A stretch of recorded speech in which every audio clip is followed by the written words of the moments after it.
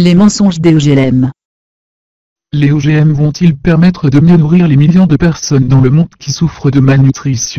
Faux, la famine et la malnutrition dans le tiers-monde ne sont pas causées par une production agricole insuffisante, mais par la misère et la mauvaise répartition des richesses.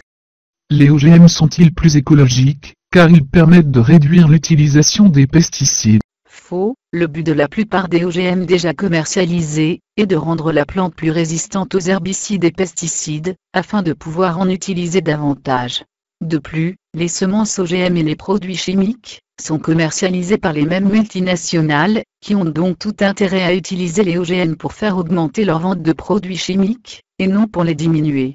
Les OGM vont-ils permettre d'offrir des produits moins chers aux consommateurs, grâce à une augmentation des rendements, qui permet de réduire les coûts de production de l'agriculteur? Faux, dans le meilleur des cas, la baisse des coûts ne serait que de 20% pour l'agriculteur, et à condition que cette baisse des coûts de production ne soit pas annulée par la hausse du prix des semences, et l'obligation contractuelle d'acheter des doses supérieures de produits chimiques.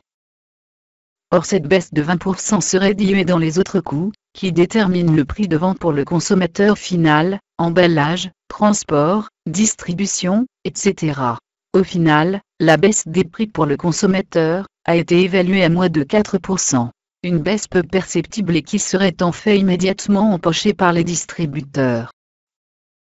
En réalité, les OGM ne représentent aucun avantage pour le consommateur, mais seulement des profits supplémentaires pour une poignée de personnes, un risque inconsidéré pour la santé humaine, et une pollution irréversible de l'environnement.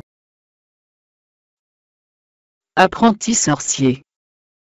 On modifie le code génétique des espèces vivantes sans avoir compris l'ADN dans sa globalité, et sans rien savoir de certaines de ses fonctions essentielles. Ainsi, on ne sait rien de la fonction des 90% de l'ADN qui ne semble jouer aucun rôle biologique, et que les scientifiques nomment l'ADN non codant. La nature n'a pas l'habitude de créer des choses inutiles. Dans un organisme, tout a une fonction bien précise. L'ADN non codant joue un rôle que nous ignorons, et ce rôle est peut-être crucial pour la viabilité d'un organisme. D'où sans doute les problèmes inexpliqués déjà constatés avec certains organismes modifiés, vieillissement ou mort prématurée d'animaux aux gènes clonés ou manipulés, et plantes modifiées provoquant la mort d'animaux qui les ont consommés.